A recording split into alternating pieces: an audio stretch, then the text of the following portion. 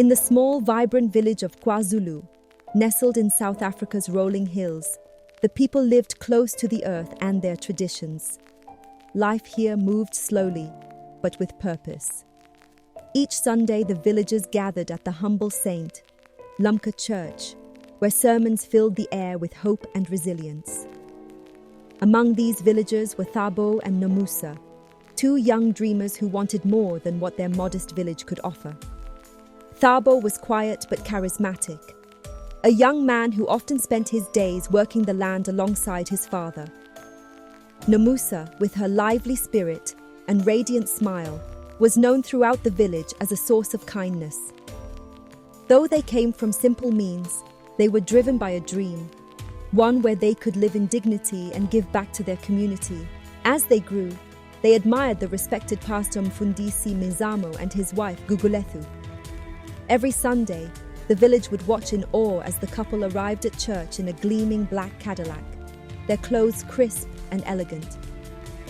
To Thabo and Nomusa, they were the epitome of respect, grace, and success.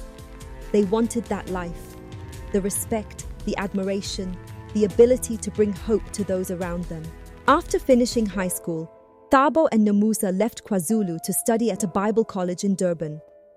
Their studies were intense, demanding, but with each lesson, they believed they were one step closer to their dreams. They would build a life that their families and village could be proud of. When they graduated, Thabo and Nomusa returned to KwaZulu as a married couple, filled with ambition. They immediately began making plans to start their own church, and before long, they established the first congregation in KwaZulu.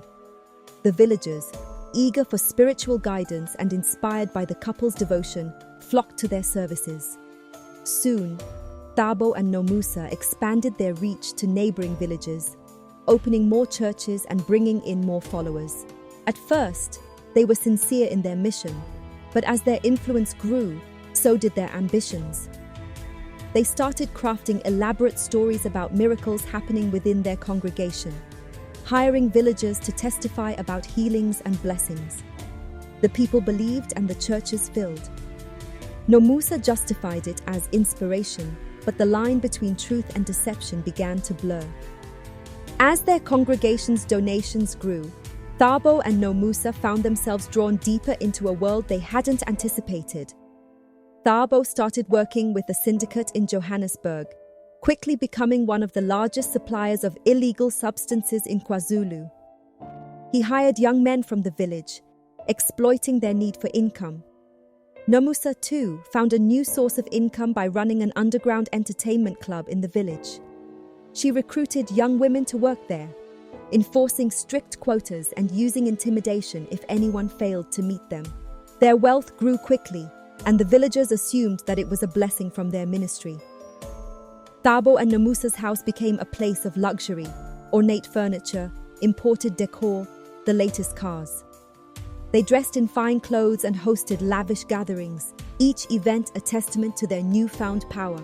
However, with this power came risk. Thabo entered into a risky deal with a Johannesburg drug lord, intending to solidify his influence in the region. But the deal went wrong. Money went missing, and Thabo suddenly found himself in debt to a man who wouldn't tolerate mistakes. The turning point came one Sunday morning, when masked men stormed into St. Lumka Church. Congregants lay on the ground in fear as the men demanded payment from Thabo and Nomusa. The villagers, watching their beloved leaders confronted by criminals, realized the depth of the couple's betrayal. The armed men forced Thabo and Nomusa into a black SUV and drove off, speeding down a maze of roads under the harsh glare of streetlights. Nomusa, terrified, began to pray aloud, her voice breaking as she begged for forgiveness. One of the men in the front seat sneered at her. "Now you pray?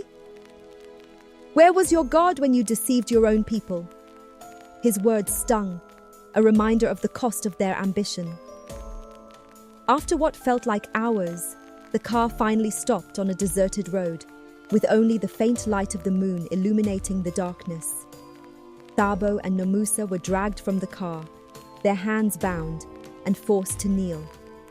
The leader of the masked men looked down at them, his eyes cold and unyielding. "Do you know the price of playing with people's faith?"